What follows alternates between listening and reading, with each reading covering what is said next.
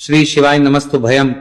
दोस्तों, जैसा कि आप सभी लोग जानते हैं कि प्रिय दर्शकों, आज के इस वीडियो में हम बात करेंगे कि चैत्र कृष्ण पाप मोचनी एकादशी किस दिन है। इस एकादशी का व्रत आपको कब करना चाहिए।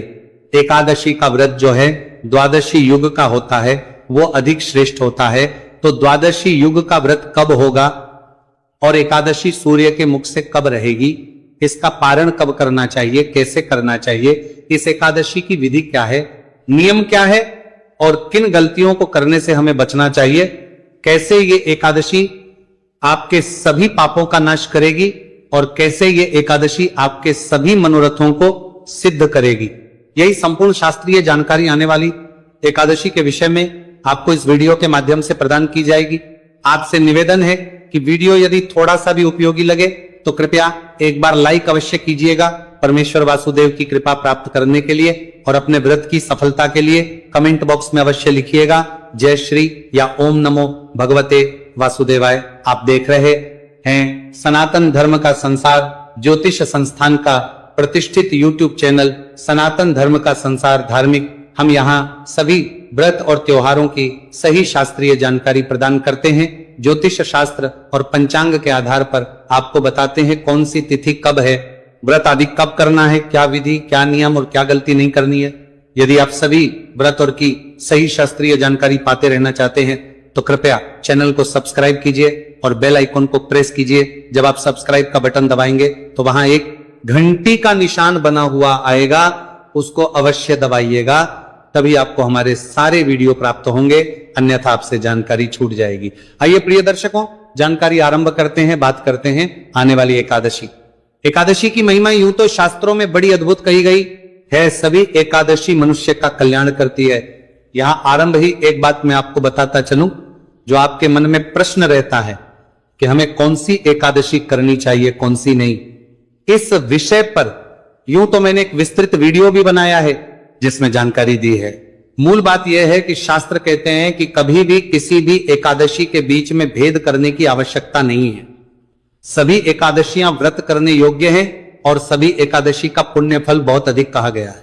सभी एकादशियां भगवान नारायण को प्रसन्न करने वाली है, इसीलिए कभी भी एकादशी के बीच में भेद नहीं करना चाहिए। प्रत्येक एकादशी का अपना अलग अलग महत्व होता है।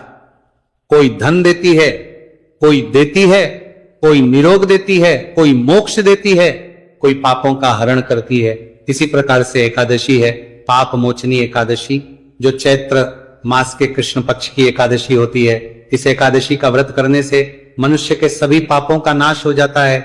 शास्त्र कहते हैं, भगवान श्री कृष्ण के द्वारा पद्म पुराण में वर्णन आता है कि जो मनुष्य इस एकादशी का व्रत करता है उसका बड़े से बड़ा पातक नष्ट हो जाता है।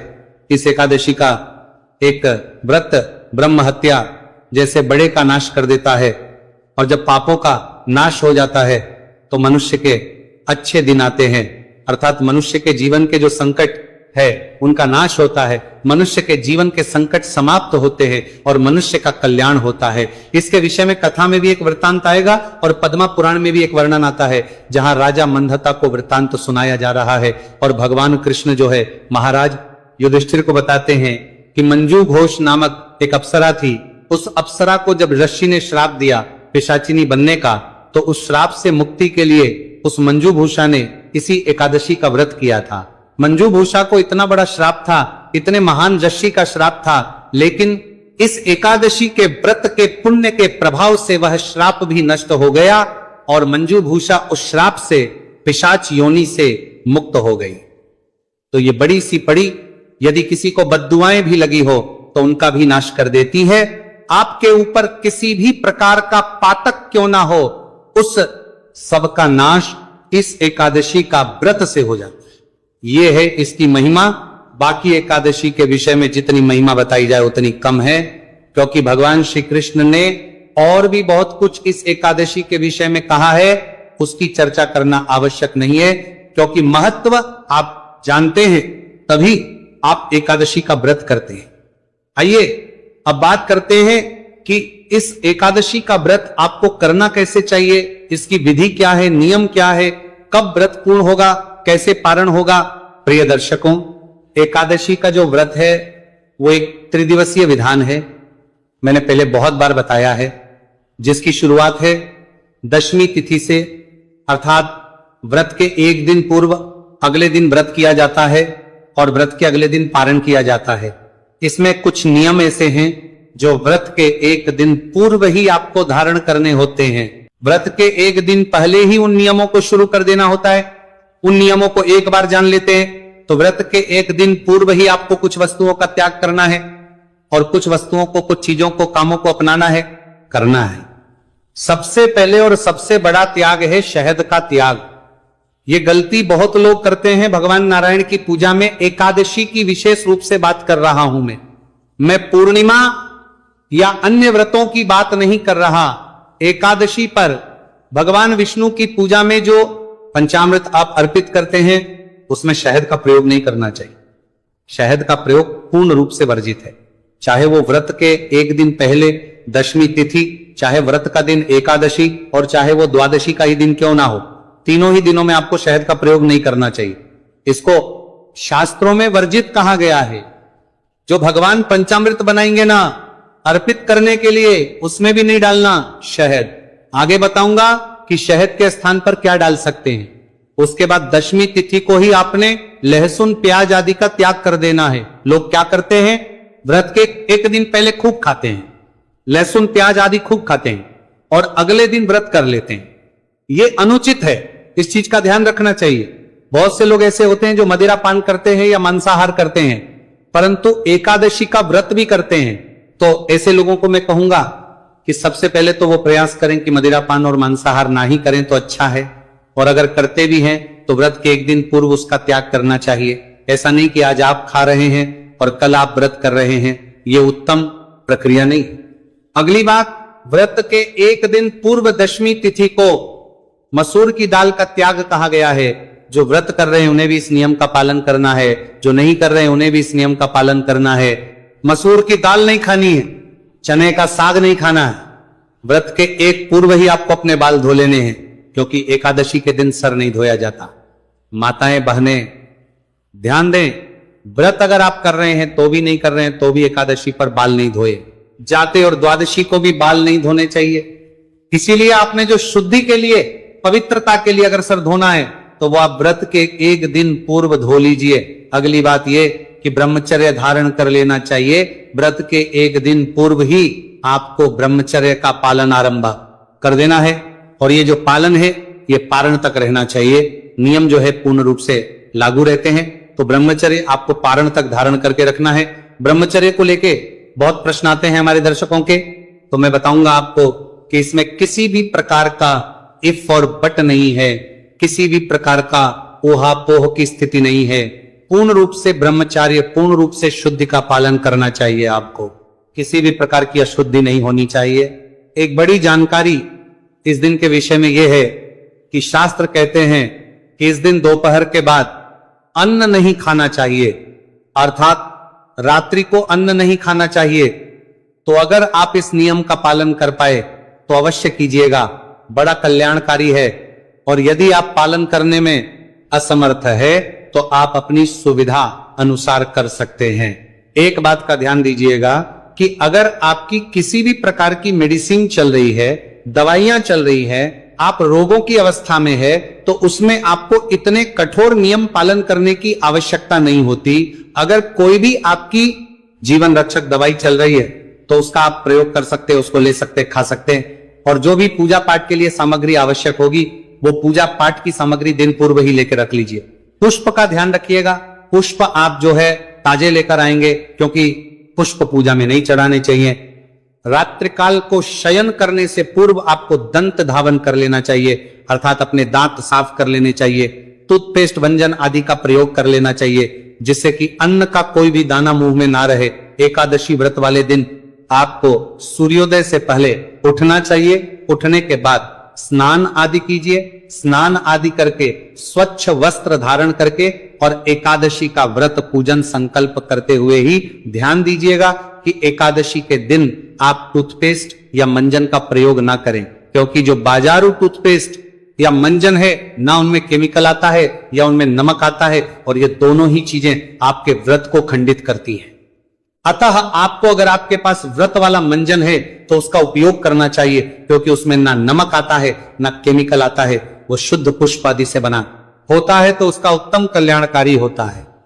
इस प्रकार स्नान आदि करके स्वच्छ वस्त्र धारण करके सारी पूजा की सामग्री एकत्र कीजिए। जो आपका पूजा स्थल है, जहां बैठ के आप एकादशी की पूजा करते हैं, या वह करने वाले वहां पर आसन लगा के बैठ जाइए और सारी सामग्री को एकत्र कर लीजिए। अब प्रश्न उठता है जी सामग्री क्या चाहिए, तो सामग्री को नोट कीजिए। सामग्री में सबसे पहले तो आवश्यक रहेगा भगवान का कोई चित्र या प्रतिमा आपके पास होनी चाहिए। भगवान विष्णु की किसी भी स्वरूप की हो, आप उसका पूजन कर सकते हैं। उनको स्थापित करने के स्वरूप की हो, आप उसका पूजन कर सकते हैं। एक चौकी लीजिएगा, चौकी पर बिछाने के लिए सफेद या लाल वस्त्र ले लीजिएगा। इसके अतिरिक्त रोली, मौली, पान, सुपारी। यहां ध्यान देने वाली है कि पान के पत्ते दोनों दिन चाहिए। एकादशी व्रत जिस दिन आप कर रहे हैं उस दिन भी, और जिस दिन आप पारण करेंगे उस दिन भी, और दोनों ही दिन अगर ताजे लेकर आए तो बहुत उत्तम है। पान के पत्ते 2 लगेंगे, सुपारी भी 2 चाहिएंगी। इसके अतिरिक्त लौंग, इलायची 5-5 ले लीजिएगा। धूप, दीप, नैवेद्य धूप आपके घर में होती है, ना हो तो आप बाजार से लाइए।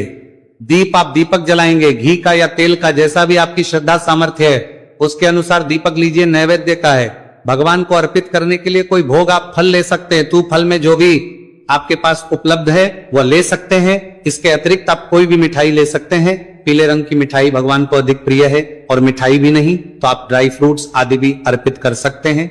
इत्र लेना है, जनेऊ लेनी है, जनेऊ भी 2 होंगी, क्योंकि दोनों दिन की पूजा में चढ़ानी है। और गंगाजल का प्रयोग जो है पूजा पाठ में बहुत होता है, तो गंगाजल आपके पास होना चाहिए। एक माचिस दीप जलाने के लिए यह सारी सामग्री है जिसको आपने एकत्र करना है। एकत्र करके और आसन लगा के बैठ जाइए उस स्थान पर जहां बैठ के आपने पूजा करनी है। एक लोटा लीजिए तांबे का, उसको मांझ लीजिए अच्छे से। उसमें पहले थोड़ा गंगाजल डालिए, फिर शुद्ध जल भरिए और आसन लगा के बैठ जाइए पूजा की सामग्री पर। और उस स्थान पर जहां बैठ के पूजा करनी है उस जल के छींटे दीजिए पुष्प के माध्यम से। इससे वहां स्थान शुद्ध हो जाएगा, पवित्र हो जाएगा, और सामग्री जो है वो भी पवित्र होगी, क्योंकि यह सामग्री आप तक आने से पहले ना जाने कितने हाथों से किस अवस्था से होके निकली। तो आइए मैं मंत्र पढ़ता हूं। ओम अपवित्रः पवित्रो वा सर्वावस्थांगतो रपितरो वा यह स्मरेत पुंडरीकाक्षंस बाह्याभ्यंतरः शुचिये। आप जल के छींटे दीजिए। इस प्रकार जल के छींटे देके आपने स्थान को शुद्ध किया, सामग्री को पवित्र किया। अब चौकी लगाइए, चौकी पर लाल या पीला जो वस्त्र है उसको बिछाइए। उसके ऊपर भगवान नारायण की तस्वीर या प्रतिमा को स्थापित कीजिए। उनके सामने घी का दिया रखिए। तेल का दिया रखेंगे तो उलटे हाथ की ओर रखिएगा, घी का दिया सीधे हाथ की ओर रखना है। इस प्रकार से आपने भगवान की स्थापना की। अब एक पात्र में थोड़ा सा जल, जो लोटे में जलन है उसमें से थोड़ा सा जल किसी कटोरी में रख लीजिए और अपने एक चम्मच से अपने सीधे हाथ पर एक एक चम्मच जल लीजिएगा। और एक एक चम्मच जल से विप्राय है थोड़ा थोड़ा जल, जिसमें 2-2 बूंद जल ही आए, क्योंकि बहुत से हमारे जो दर्शक हैं वो निर्जला एकादशी व्रत रखते हैं, और निर्जला व्रत करने वालों को अधिक जलपान मना होती है। और आचमनी जो एक ऐसी प्रक्रिया है जिसके लिए शास्त्रों में भी कहा है कि पूजा में आचमनी के दौरान आप जल ले सकते हैं, उससे व्रत खंडित नहीं होता, व्रत भी खंडित नहीं होता, पर उसकी सीमा दी गई है शास्त्रों में। शास्त्र कहते हैं कि 6 मासा जल से अधिक नहीं लेना चाहिए, और 6 मासा जल इतना ही होता है कि आप 2 बूंद 2 बूंद 2 बूंद 3 बार ले लेंगे तो वो लगभग 6 मासा जल हो जाएगा। तो सीधे हाथ पर जल लीजिए। मैं मंत्र पढ़ूंगा, एक मंत्र पर जल पी जाइएगा, फिर जल लीजिएगा, फिर पी जाइएगा। इस प्रकार से 3 बार जलाजमी करनी है आपने। ओम माधवाय नमः जल लीजिए, पी जाइए। ओम केशवाय नमः जल लीजिए, पी जाइए। ओम नारायणाय नमः जल लीजिए, पी जाइए। ओम परसी केशाय नमो नमः हस्तो प्रक्षालन नमः हाथ धो लीजिए। हाथ धो के अपने आप को तिलक कीजिए, मौली बांधिए। अब आप दीप प्रज्वलन करेंगे, धूप प्रज्वलन करेंगे तो 2